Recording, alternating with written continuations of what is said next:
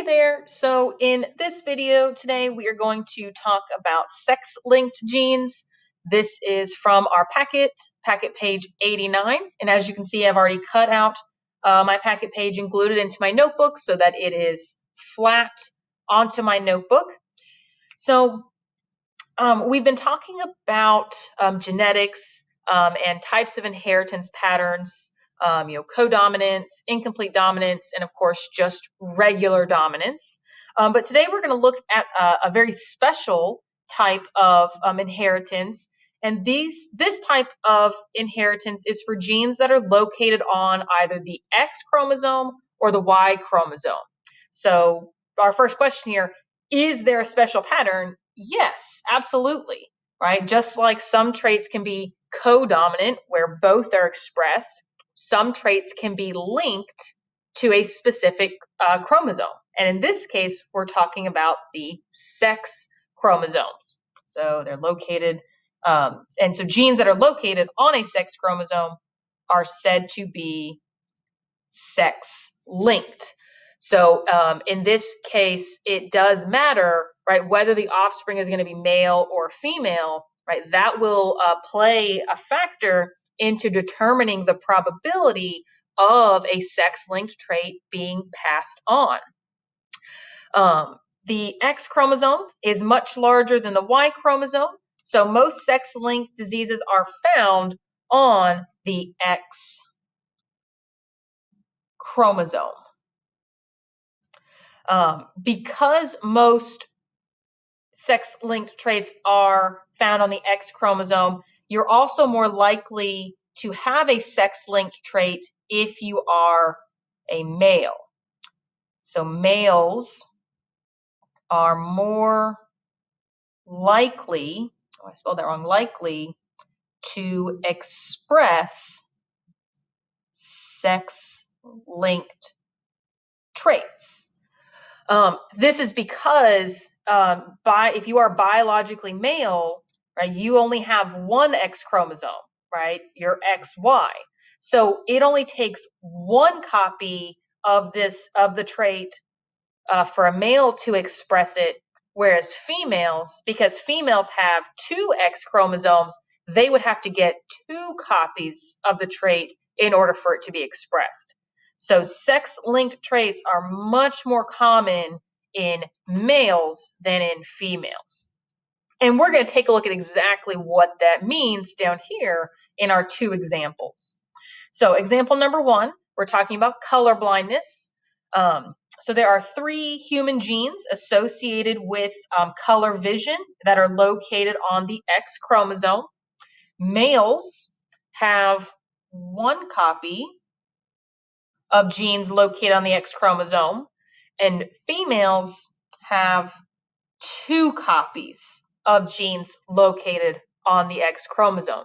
So that's right what I just said about how because males only have 1 X chromosome, right, they only need 1 copy in order to be colorblind, whereas females would need 2 copies. So it's more likely that a male will be colorblind than a female. But let's take a look at how that works. So our first Punnett square here, right at the top, I see an X and a Y chromosome. So this is the male, and there is a capital C. So capital C means normal vision. So this is a male with normal vision. And then over here on the left side, I see 2 X's. So this is female. She has a capital C and a lowercase c. So this female is what we would call a carrier. So I'm going to put a little asterisk right there, and then I'll put, right, this female is a carrier. She is someone who has 1 recessive allele that causes a disease and 1 normal dominant allele. Although they have 1 disease-causing allele, since they also have a healthy allele, they do not have any symptoms of the disease. So this female right here, she is what we would call a carrier of the color blindness trait, but she is not colorblind. She has normal vision because she does have that dominant trait, but she is a carrier. So let's see, right, that we've got 2 questions here. So let's distribute our alleles so we can answer our questions. So with sex-linked traits, right, I have to remember to keep track of not only the alleles for the trait, but also my sex chromosomes. So I've got my sex chromosomes and the alleles. And I always write the alleles as a superscript, right, up at the top. So there's my first two boxes. And then remember, your dominant allele always goes first, so capital C before lowercase c.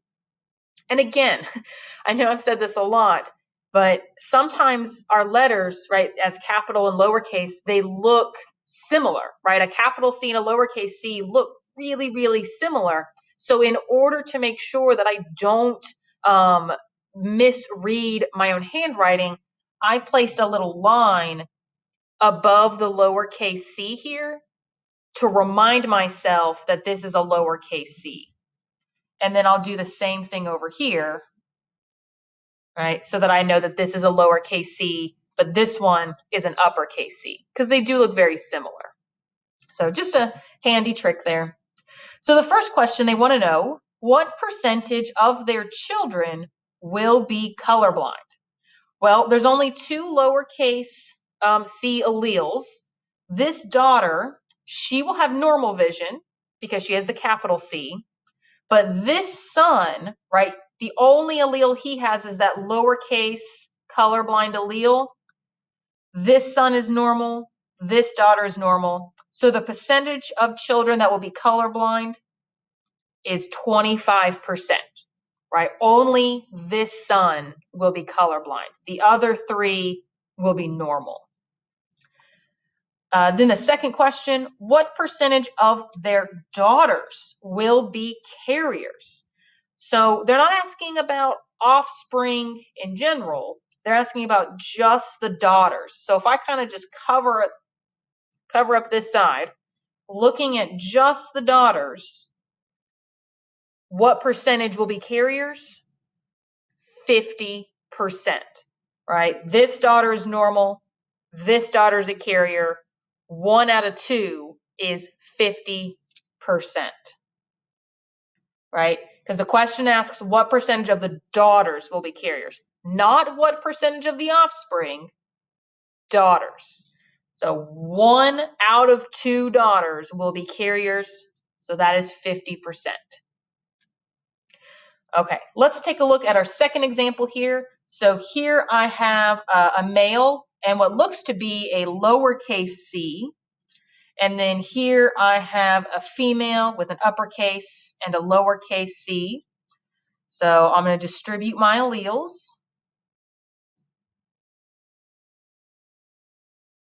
And I'm remembering to put that little dash above my lowercase c, because that, again, just helps me to differentiate between uppercase and lowercase.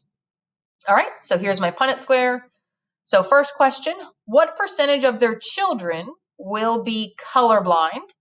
So I see 1, 2, right? Just 2 squares out of 4. So that is 50% of their children could be colorblind. Remember, this is just probability. And then the second question, what percentage of their daughters will be carriers? So again, I'm looking at just the daughters. This daughter will be colorblind. This daughter will be a carrier. So again, it is 50% of the daughters will be carriers. So that's colorblindness, which is a sex-linked trait because it is on the X chromosome. So our next example over here on the right, example 2, is hemophilia. Hemophilia, again, is a sex-linked gene on the X chromosome that helps to control blood clotting. A recessive allele in this gene may produce a disorder called hemophilia, right? Basically, you cannot control blood clotting. So let's say you scrape your knee or you get a paper cut, or I don't know, you get in a fist fight and you split your knuckles, whatever, you start bleeding for whatever reason. People with hemophilia, they cannot control the blood clotting factors in their blood, and they can actually bleed to death. Right, from a minor bump or bruise, right, a paper cut, or just any type of bleeding, right? For you and me, right, for normal blood clotting, a couple seconds goes by, 30 seconds, and we start clotting. But someone with hemophilia is very life-threatening. All right, let's take a look at our Punnett square here. I think we've got a little typo. The Y chromosome is missing. That's okay. So it looks like I have a male here with a capital H, so he has a normal blood clotting. And then the female over here, she is heterozygous, so she's normal, but she's carrying the allele for hemophilia. So let's go ahead and distribute our alleles so we can see what our possibilities are for our offspring. And, because I'm using H's, I don't necessarily have to use that line on top like I did with C's, because I can write my handwriting for the difference between an uppercase and a lowercase h. So question 1, what percentage of their children will be hemophiliacs? Basically, what percentage will have hemophilia? So remember, hemophilia is recessive. So I only see one possibility, right? This son, he will have hemophilia. Oh, wait, sorry, that should not be 25%, sorry. All right, everyone else has a capital H, which means they'll be normal. And then question 2, what percentage of their daughters will be carriers? So again, I'm only looking at the daughters, and that would be 50%, right? 1 out of 2 daughters. All right, let's take a look at the next Punnett square. So this male has a lowercase h, so he has hemophilia. And then this woman, this female, right, heterozygous again, so she is a carrier. So let's distribute our alleles here.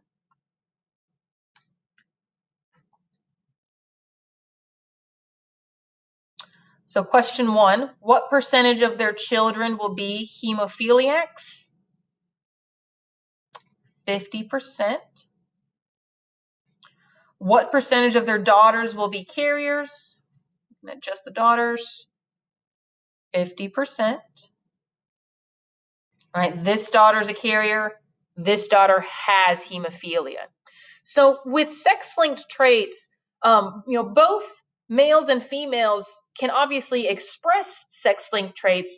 It's just going to be more common in males than in females because, this daughter, she had to get the recessive trait from mom and from dad.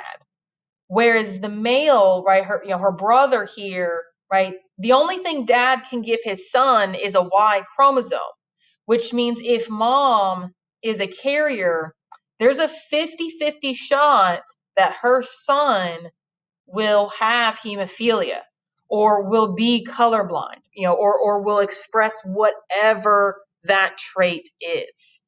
So males are much more likely to express sex-linked traits because they only need one copy of that recessive allele, whereas females still need 2 copies.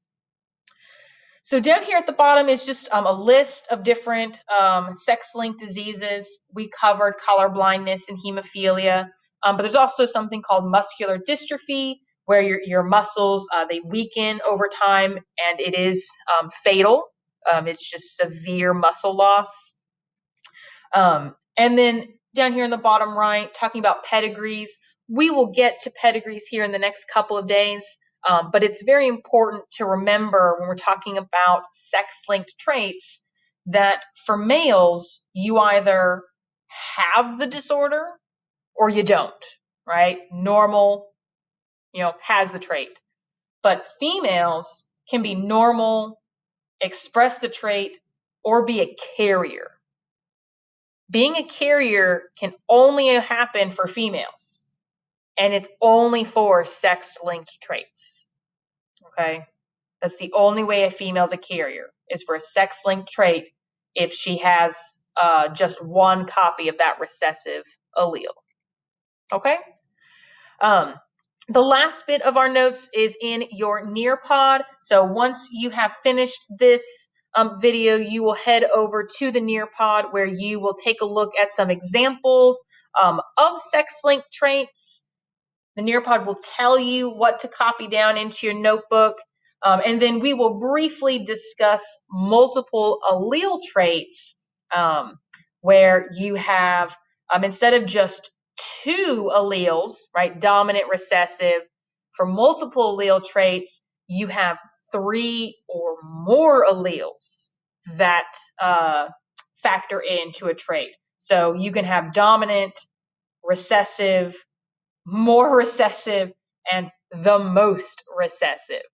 So make sure to check out that Nearpod for the notes on the next part of our sex-linked traits. Okay?